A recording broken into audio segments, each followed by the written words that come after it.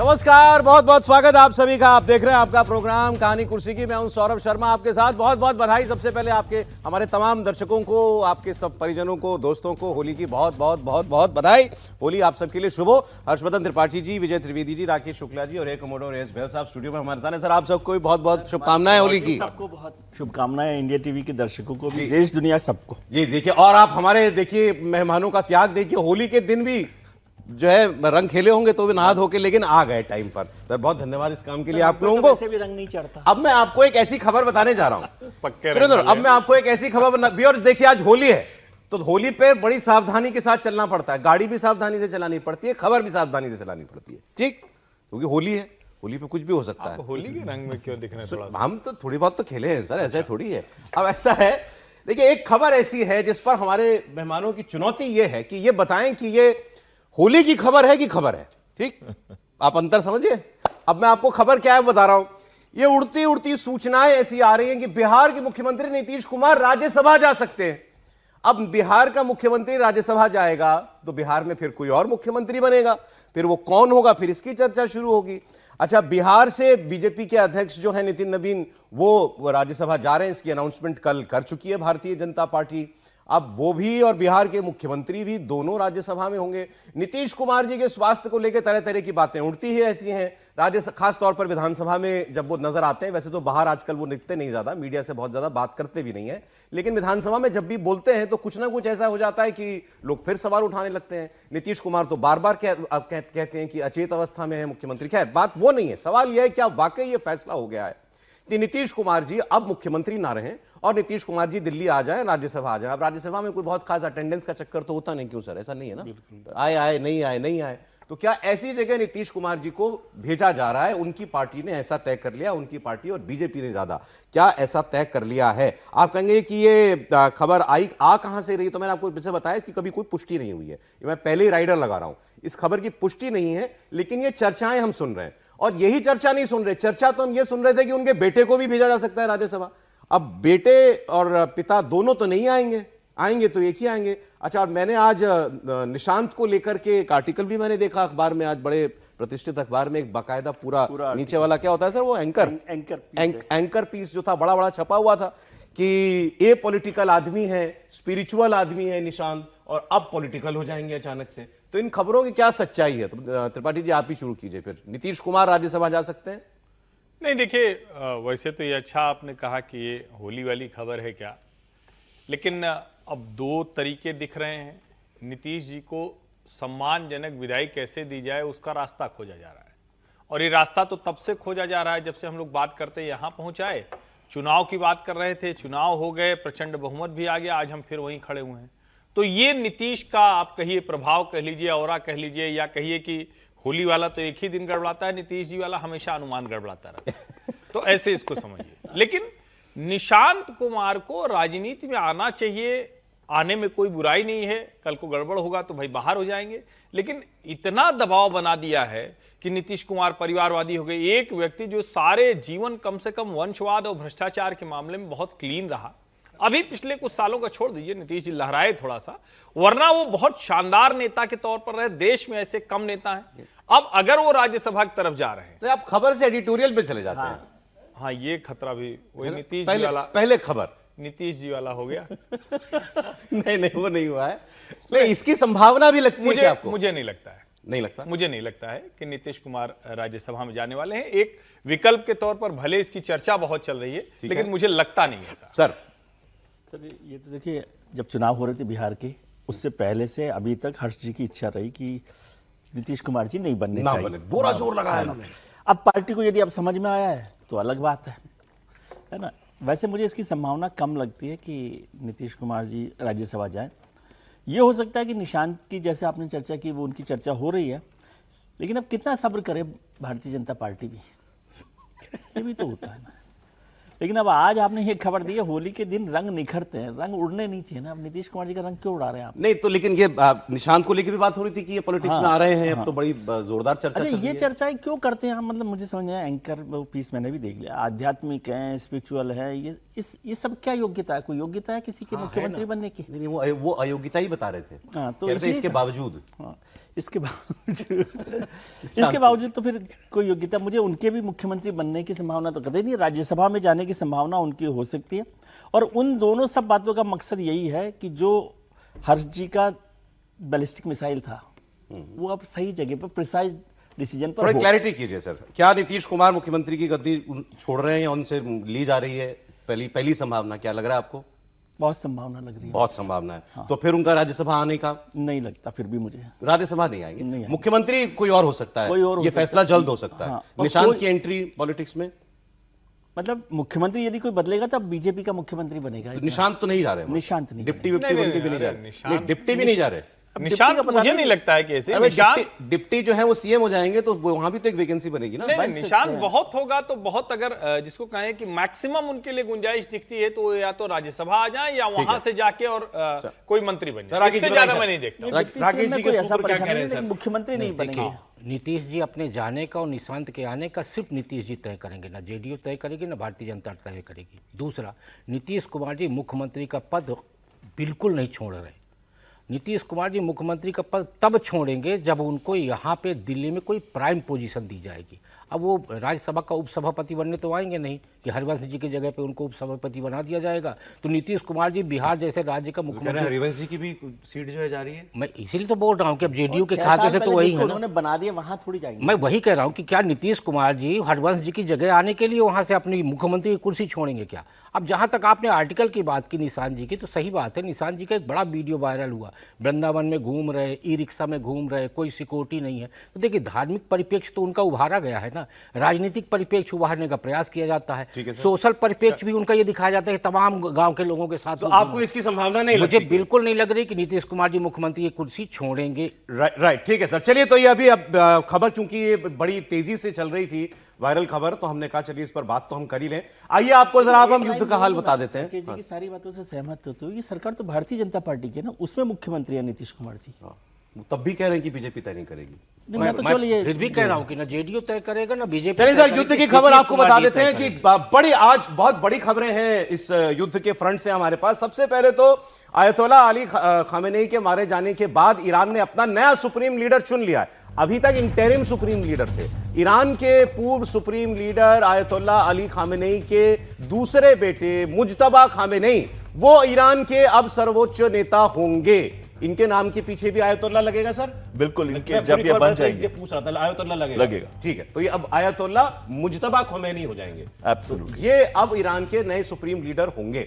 88 लोगों की उसमें मौलवी होते हैं, रिलीजियस लीडर्स होते हैं, वो उसको एक एक्सपर्ट असेंबली कहा जाता है। वो ये चुनाव करती है कि कौन देश का सर्वोच्च नेता होगा, कि जब सुप्रीम लीडर की डेथ हो जाए या वो काम करने योग्य ना रहे। अब यहाँ तो उनके ऊपर हमला होकर उनकी हत्या कर दी गई थी। अब आयतोल्ला अली खमेनेई के 4 बेटे हैं और मुज्तबा उनके दूसरे नंबर के बेटे हैं। इनके बारे में कुछ बातें आपको मैं बता देता हूं। बताया जा रहा है कि जब खामेनेई साहब 2024 में बीमार पड़े थे, तब मुज्तबा खामेनेई को अपना उत्तराधिकारी वो तब बना चुके थे। मुज्तबा खामेनेई के पास ईरान की इंटेलिजेंस, इंटरनल सिक्योरिटी और IRGC, इसका जिम्मा इनके पास पहले से है। मतलब ये बहुत अहम पदों पर हैं, बहुत अहम जिम्मेदारियां निभा रहे हैं। खास तौर पर IRGC की कमान इनके हाथ में अनऑफिशियली बताई जाती है। IRGC जो इस पूरे सत्ता को संरक्षण देने के लिए जो है वो एक फोर्स बनाई गई थी, जिसमें 1.5 से 2 लाख लोग बताए जाते हैं। अभी मुझे मेरे साथी ये भी बता रहे थे कि ईरान इराक युद्ध में भी ये हिस्सा जो है वो ले चुके हैं। तो इनके पास हर तरीके का एक्सपीरियंस है, मिलिट्री एक्सपीरियंस है, इंटरनल हालात देखने का, देश चलाने का एक्सपीरियंस है, और IRGC के कमांडर हैं। तो इस लिहाज से इनके पास हर लिहाज से अपनी इस सत्ता को बचाए रखने के जो भी तंत्र होते हैं, उस सब का अनुभव इनके पास है। तो ये सुप्रीम लीडर अब बन गए हैं। लेकिन ये चुनाव तो हुआ, अब खबर आई आज। इससे पहले कल क्या खबर आई थी वो मैं आपको बता देता हूं। कौम शहर में, और कौम बहुत अहम शहर है ईरान का, वहां पर ये असेंबली ऑफ एक्सपर्ट बैठने वाली थी सुप्रीम लीडर का चयन करने के लिए। उससे पहले इजराइल ने वहां पर बॉम्बिंग कर दी। जिस बिल्डिंग में ये बैठक होने वाली थी वहां बॉम्बिंग कर दी। उसकी तस्वीर आपकी स्क्रीन पर चल रही है। मतलब ऐसी सटीक इंटेलिजेंस के साथ काम किया जा रहा है ईरान के अंदर कि भाई अगर ये आप अब इमेजिन कीजिए कि ये 88 लोग अगर यहां पर बैठे होते और यहां मीटिंग होनी थी और बताया जा रहा है कि सारे लोग नहीं थे यहां पर, लेकिन कुछ लोग आ गए। अगर यहां पर मुश्तबा ख़ोमेनी भी होते या ये 88 के 88 सदस्य यहां पर होते और तब ये बॉम्बिंग हो गई होती तो आप असेंबली ऑफ एक्सपर्ट भी खत्म हो जाती। आईडीएफ जो ईरान की डिफेंस फोर्सेज हैं, उनके प्रवक्ता ने कहा है कि अभी इस हमले के में जितने लोग मारे गए हैं उसकी संख्या की हम लोग जांच कर रहे हैं और अभी तक 3 सदस्यीय अंतरिम लीडरशिप काम कर रही थी, लेकिन अब अयतुल्लाह अली ख़ुमैनी के दूसरे बेटे को चार्ज दे दिया गया है। तो इस हमले से भी बच गई वो काउंसिल जिसने उनका चयन किया, ये भी बड़ी बात है। अब सर हमको बता दें आप इनके मुश्तबा साहब के बारे में। जी देखिए, मुश्तबा साहब जो है क्लोजली इन्वॉल्व थे। कॉम में उन्होंने थियोलॉजिकल स्टडीज की थी। 56-57 ईयर्स के, मिडिल लेवल के क्लेरिक हैं, लेकिन ये इनर कोर में गिने जाते थे ख़ुमैनी के, यानी कि उनके कुछ कोर एडवाइजर्स थे, उसके अंदर ही आते थे और ये 2 फोर्सेस का ध्यान रखते थे। एक IRGC जो कि उनकी बहुत ही थियोलॉजिकल मिलिट्री फोर्स है, यानी कि धार्मिक प्रेरित फोर्स है, जो ना केवल इनको प्रोटेक्ट करती है बट ग्राउंड लेवल में प्रांत तक उसका रिप्रेजेंटेशन है। और दूसरी चीज आ जाती है बासिज फोर्स। अगर 2009 में अगर आपको याद हो तो बासिज फोर्स का इस्तेमाल करके इलेक्शंस को इन्फ्लुएंस करने की कोशिश की गई थी। तो ये जो फोर्स है बासिज, ये एक मिलिशिया वॉलंटियर है जिसका जो कि गांव लेवल तक, प्रांत लेवल तक हर जगह पे मौजूद है। इनकी विचारधारा में कोई भी बदलाव नहीं आने वाला, यानी कि ख़ुमैनी की विचारधारा से। ऐसे कहते हैं कि ख़ुमैनी नहीं चाहते थे कि हेरिडिटी हो, वो नहीं चाहते थे कि उनका लड़का बने, लेकिन ये तो बोलने के लिए था। और इसमें कम से कम ख़ुमैनी को ये श्योरिटी थी, क्योंकि जब उन्होंने जो सक्सेशन बनाया था फॉर्मूला 3 के अंदर की, यानी कि 3 लेवल तक सक्सेशन होगा, तो इनका नाम सबसे प्रोमिनेंट उस समय भी था। तो विचारधारा में कोई चेंज नहीं आएगा। ये एक्सपेक्टेड था, ये एक्सपेक्टेड था। ओके, बिल्कुल। और इनफैक्ट ये आपने अभी बहुत इंपॉर्टेंट बात की, मतलब पिता से और इनकी विचारधारा में, कट्टरपन में कोई चेंज नहीं आएगा। और यही चीज हम 2 दिन पहले भी प्रेडिक्ट कर रहे थे कि इंटरिम काउंसिल ठीक है, आराफी हेड कर रहे थे, लेकिन मुश्तबा को बहुत जल्दी ही बनाया जाएगा। और खासकर जब 88 मेंबर कि असेंबली ऑफ एक्सपर्ट्स पे अटैक हुआ था, तो यह मैसेज देना बहुत जरूरी था कि ईरान में अभी भी सुप्रीम लीडर है, जिंदा है, लीडरशिप स्ट्रांग है। तो उसके कुछ घंटों के बाद अनाउंसमेंट हो गई। उसके कुछ घंटों के अब मैं आपको बताता हूं एक अहम बात जो आज खबर में आज छपी हुई है, सब वेस्टर्न अखबारों में भी, हमारे अखबारों में भी, वो ये कि CIA ने ट्रंप को 3 सिनारियोज बताए कि आप हमला करेंगे तो वहां क्या हो सकता है। 3 सिनारियो। ये खबर मुश्तबा के सुप्रीम लीडर बनने से जुड़ी हुई है, वो मैं आपको बता रहा हूं। पहले तो आज ईरान का एक बयान, माफ कीजिएगा, ट्रंप का एक बयान आया हुआ है और उन्होंने कहा है कि इस शासन के अंदर से ही कोई व्यक्ति हो सकता है निकल करके आए जिसको हम सत्ता सौंपें। मतलब वो ये इमेजिन, अब उनका ये बयान बहुत इंपॉर्टेंट इसलिए क्योंकि ये तो कहा जा रहा था कि ये सत्ता खत्म हो जाएगी, बिल्कुल कोई नया रेवोल्यूशन आ जाएगा, कोई नया ही आदमी आएगा, या वो जो शाह बैठे हैं बाहर वो आ जाएंगे। ट्रंप का बयान ये आया है कि मुमकिन है कि इन्हीं लोगों में से कोई व्यक्ति निकल करके आए जिसके साथ हम काम कर सके। ये बहुत बड़ा बयान है। क्या वो मुज्तबा ख़ुमैनी होंगे क्या? लेकिन उनके पिता की हत्या जिस देश ने की हो उसके साथ कहीं कोई समझौता वो कर सकते हैं क्या? CIA ने जो 3 ऑप्शंस दिए थे वो क्या थे?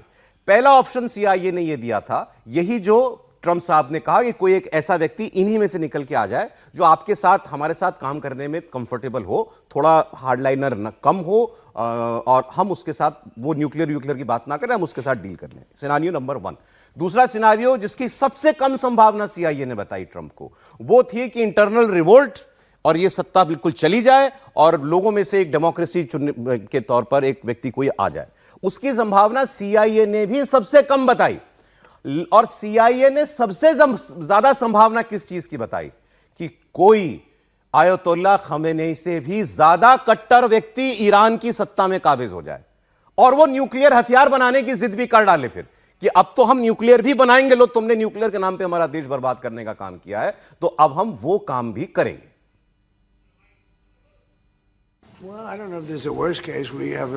मुझे नहीं पता है कि सबसे बुरे हालात क्या हो सकते हैं। सैन्य दृष्टि से हमने उन्हें काफी हद तक हरा दिया है। वो अभी भी कुछ मिसाइलें दाग रहे हैं, लेकिन एक समय ऐसा आएगा जब वो ऐसा भी नहीं कर पाएंगे, क्योंकि हम उनकी सभी लॉन्चिंग ठिकानों को निशाना बना रहे हैं। हम उनके पूरे मिसाइल भंडार पर हमला कर रहे हैं। अब मुश्तबा खमेनी के सुप्रीम लीडर बनने के बाद कौन सी संभावना आप सच होती दिखाई दे रही है त्रिपाठी जी? देखिए, मुझे नहीं लगता है कि मुश्तबा खामनेई के बनने का मतलब ये हुआ कि वो कोई अपने पिता से कट्टर होंगे, न्यूक्लियर वेपन बना पाएंगे। वो अमेरिका किसी कीमत पर नहीं होने देगा, और अमेरिका से ज्यादा सऊदी अरब नहीं होने देगा। हमें लगता है कि सबसे ज्यादा उसकी बात करनी चाहिए जो सबसे बड़ा फैक्टर है वहां पूरे गल्फ में, जो यूएई सऊदी अरब भले आपस में चाहे जैसे उनके रिश्ते हों, लेकिन वो ईरान को बड़ी ताकत नहीं बनने देना चाहेंगे। ये जो सिनेरियो थे, जो कि ट्रंप अभी जहां खड़े हैं, पहले उनको ये उम्मीद थी, और बीच में जिस तरह के एक मोबिलाइजेशन हुआ था, लोग निकले थे सड़कों, तो लग रहा था कि 79 के पहले जो वहां शाह वंश था उसके रजा पहलवी वो शायद सत्ता में आ जाएंगे, एक वर्ग उनके साथ खड़ा होगा। और एक जो वहां कई छोटे छोटे डेवलपमेंट हुई, एक तो हम लोगों ने देखा कि ईरानी फुटबॉल टीम ने वो इस्लामिक वाला सॉन्ग गाने से मना कर दिया। ये सामान्य घटना मैंने नहीं देखी खबर। अच्छा, ईरानी फुटबॉल टीम ने अभी जो मैच हो रहा था, तो उसमें मैच के पहले जो हर देश का अपना राष्ट्रगान बजता है, तो उन्होंने उसे गाने से मना कर दिया। मतलब तो उनको लगा कि अब गई सत्ता चली गई, छोटी चीज नहीं, उन्होंने भी आजादी मना ली।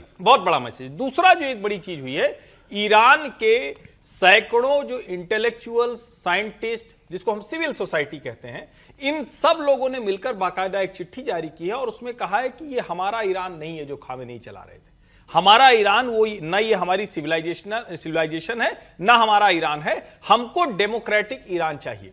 अब ये जो आवाजें हैं ये खुल के निकलने लगी। पहले ये आवाजें कभी सुनाई ही नहीं देती थी, क्योंकि पहले तो जो ईरान से ऐसा करता था वो अमेरिका में जाकर पहले असाइलम लेता था, पहले वहां शरण लेता था, उसके बाद करता। मुस्तफा के आने का जो एक सबसे जो ज्यादा खतरनाक एक हुआ है कि जिस आप रिलीजियस स्पिरिचुअल लीडर को लेकर आगे चल रहे थे, मैंने ईरान और उससे जुड़े जो एनालिस्ट हैं उनको पढ़ा, वो कह रहे हैं कि ये बहुत बड़ा खतरा कर लिया, एक तरह से पांव पर कुल्हाड़ी मार ली है, क्योंकि जो खुमैनी के बाद खामेनी। अच्छा, एक चीज और मैं बता दूं, सब कहते हैं खामेनी का यूपी से वास्ता, भैया कोई वास्ता नहीं, पुराने वाले वो खुमैनी का था। पता नहीं क्यों आजकल लोग पगलाए रहते हैं, हर आतंकवादी को यूपी से वास्ता कर दो। अरे ठीक है, देवबंद उस सब से जोड़ते रहते हैं, लेकिन वो सब करना नहीं चाहिए। खैर, वो खामेनी के परिवार का होना ये इस्लाम के लिहाज से बहुत खतरनाक होने जा रहा है। इसको अच्छा, आप यूं समझिए। अभी तो ये भी नहीं कह सकते कि ये कितने दिन के नेता हैं। नहीं, मैं वही कह रहा हूं, जो असेंबली ऑफ क्लेरिक्स है, वो जिसको एक्सपर्ट्स कहते हैं, वो क्लेरिक है, सब मौलाना है। उन मौलानाओं के ऊपर आईआरजीसी ने जिस तरह का दबाव बनाया है, जो रिपोर्ट्स वहां से आ रही हैं कि ये संभव ही नहीं था, और उनसे ले लिया गया, बस स्वीकृति ले ली गई और बता, क्योंकि वहां कोई मीटिंग तो हुई ही नहीं, वहां फिजिकल मीटिंग तो कोई हो नहीं पाई, तो ना उस एक हार्डलाइनर को दूसरे हार्डलाइनर ने रिप्लेस किया है, रिप्लेस कर रहा है, लेकिन ये कितना चलेगा और ईरान के कितने हिस्से में इसकी स्वीकार्यता होगी, ये बड़ा सवाल। अब दूसरा जो इस जंग से हमारा सीधा जो वास्ता पड़ रहा है, मतलब हमें जिन चीजों की चिंता है उसकी बात जरा कर लें, और इस पर भी हमारे यहाँ बयानबाजी खूब हो रही है। उद्धव ठाकरे की पार्टी शिवसेना यूबीटी की तरफ से संजय राउत साहब का एक बयान आया है, और उनका कहना यह है कि मैं इतिहास का विद्यार्थी हूं और ये जंग अभी खत्म नहीं होगी, मैं अपने अनुभव से आपको बता रहा हूं, ये जंग बहुत लंबी चलेगी। और संजय राउत फिर ये भी कहते हैं कि ईरान की कौम जो है वो लड़ना जानती है, शहादत वाली कौम है, कॉन्सेप्ट शहादत का बड़ा इनके साथ चलता है, और ये ऐसे हथियार नहीं डालेंगे, जब तक जान है तब तक लड़ेंगे। फिर उन्होंने कहा कि ये जंग जितनी लंबी चलेगी उसके जिम्मेदार वो लोग होंगे तमाम जिन्होंने इस जंग को भड़काया, इजराइल और अमेरिका तो वो हैं ही। वो कह रहे हैं कि फिर इसमें नरेंद्र मोदी की जवाबदेही भी तय करनी पड़ेगी कि वो इस जंग को बढ़ाने वालों के साथ थे या इस जंग को रुकवाने वालों की कोशिशें जो थी, जो लोग कर रहे थे उनके साथ थे। और फिर वो कहते हैं कि सबसे बड़ी चिंता तेल के दाम बढ़ने की है, तेल के दाम बढ़ेंगे, ये इस सरकार की जिम्मेदारी है कि किसी भी तरह इस पर लगाम लगाए। ईरान के साथ जो ईरान पर जो युद्ध थोपा है वो 4-5 हफ्ते नहीं, एक साल तक भी चल सकता है, उससे ज्यादा भी चल सकता है। ईरान की जो कौम है वो लड़ने वाली कौम, वो पीछे नहीं हटेगी, और जब तक उनके पास जान है तब तक वो लड़ते रहेंगे। इस प्रकार की वो कौम है, इस प्रकार के वो लोग हैं। तो मुझे लगता है ये युद्ध जो है पूरे विश्व में उसकी चिंगारी, उसकी आग भड़क जाएगी, और उसका खामियाजा सबको भुगतना पड़ेगा। उसके लिए प्रेसिडेंट ट्रंप, इजराइल के प्रधानमंत्री नेतन्याहू और हिंदुस्तान के प्रधानमंत्री मोदी जिम्मेदार है। ये तो साफ साफ कह रहे हैं कि भारत के प्रधानमंत्री जिम्मेदार है, क्योंकि लेकिन तेल की चिंता इन्होंने की तो वो बात भी कर लें, फिर मैं मेहमानों के पास जाता हूं। कल ही भारत सरकार की तरफ से, पेट्रोलियम मंत्रालय की तरफ से एक स्टेटमेंट जारी करके ये बताया गया, बाकायदा ब्रीफिंग की गई है पत्रकारों की, कि हमारे पास 1.5 से 2 महीने तक का पर्याप्त तेल का स्टॉक है, उसकी हमको चिंता नहीं है। क्रूड ऑयल भी है और हमारे पास रिफाइंड तेल भी है। दूसरी बात ये बताई गई कि ये जो स्ट्रेट ऑफ हॉर्मूज जो है, इसका शब्द हिंदी में इसका नाम बड़ा मजेदार, आपको पता है क्या है? जल डमरू मध्य। अच्छा, डमरू कैसा होता है? बीच से पतला और बाकी दोनों जगह से खुला होता है, तो वैसे ही वो बीच में जो चोक है ना, उसकी बात, जल डमरू मध्य। तो ये जो हॉर्मूज जल डमरू मध्य है, भारत सरकार का कहना है हम यहां से जो तेल निकलता है हमारी आपूर्ति का केवल 40% यहां से आता है, बाकी 60% हम बाकी दुनिया के दूसरे हिस्सों से लेते हैं। और हमारे पास और सोर्सेज हैं, अगर मान लीजिए बिल्कुल चोक हो जाए, और वो चोक हो चुकी है, तो हमारे पास उन्होंने कहा और सोर्सेज हैं, तेल आ जाएगा, हमें तेल की कोई चिंता फिलहाल जो है नहीं आ रही है, लेकिन नहीं हो रही। लेकिन जो इन्होंने कहा अभी संजय राउत साहब ने कि भारत सरकार वो जिम्मेदार होगी युद्ध लंबा चला अगर तो ईरान और इजराइल के साथ साथ। देखिए, मैं इस बात को बिल्कुल नहीं मानता हूं, बिकॉज मेरे को लगता है कि मोदी जी बिल्कुल नेशनलिस्ट हैं, कभी भी देश का नुकसान नहीं कर सकते, क्योंकि सबको पता है कि स्ट्रेट्स ऑफ हॉर्मुज से जब रुकता है तो 20% तेल और उसी नंबर का एलएनजी, और भारत का तो 45%, 40 से 45% तेल जो है स्ट्रेट्स ऑफ हॉर्मुज से आता है, और साथ में हमारी एलएनजी जो है 55% और एलपीजी 85% वहां से आती है। यानी कि ना केवल हमारे crude oil, petrol, diesel, but हमारे फर्टिलाइजर्स और दूसरे एग्रीकल्चरल रिलेटेड जो प्रोडक्ट्स हम बनाते हैं उसमें भी बहुत भारी इफेक्ट पड़ेगा। तो यहां कहीं पे भी ऐसा नहीं है कि मोदी जी की वजह से ये युद्ध हुआ है। ये युद्ध हुआ है सिर्फ ट्रंप की वजह से, और ट्रंप चाहते थे और नेतन्याहू चाहता था कि ये युद्ध हो। वो चाहते थे कि न्यूक्लियर तो सिर्फ एक बहाना था, उनका इंटेंशन था इस रजीम में से निकालना और अपने पपेट को डालना, लेकिन वो इतना आसान नहीं है। और इसकी वजह से ही कभी भी अमेरिका नहीं चाहेगा कि ये लंबा युद्ध खिंचे, लेकिन जिस हिसाब से जो ये इस समय सिचुएशन बनी हुई है कि इंटरनेशनल इकोनॉमिक्स देख लें, इंटरनेशनल एविएशन सेक्टर देख लें, या फिर तेल को देख लें, तो सारा का सारा विश्व इस समय युद्ध में झोंक चुका है, क्योंकि सब लोग अफेक्टेड हैं आज इससे। राइट, सॉरी तो आपको रोक रहा हूं मैं, समय कम है एक्चुअली। वो कह रहे हैं भारत भी बराबर का जिम्मेदार होगा और अपनी चिंताएं करें। हमारा तेल, हम सर ने बताया, फर्टिलाइजर भी हम लोग वहीं से लेते हैं, सब यहीं से आ रहा है। संजय राउत साहब को केवल एक ही लाइन बोलनी चाहिए थी, जिसके लिए पूरा बयान उन्होंने दिया कि भाई प्रधानमंत्री जिम्मेदार है, बाकी सीसी वो कर देते क्या, एनेक्सर में डाल देते। लेकिन महत्वपूर्ण क्या है कि भारत की क्या भूमिका हो सकती है, नहीं हो सकती है। भारत ने बार बार कहा, अभी भी जो बयान आया कि भाई हम शांति के साथ चलना चाहते हैं, लड़ाई के लिए कभी भी पक्षधर नहीं रहा भारत। किस तरह से रहा, ये जरूर सवाल उठे कि भाई ईरान के साथ हम खड़े दिखाई नहीं दिए, खासतौर से खामनेई फैमिली के साथ या खामनेई के साथ, उस पर हम लोग चुप रहे। उस पर कुछ और लोगों ने भी सवाल उठाए, सोनिया जी ने भी सवाल उठाए।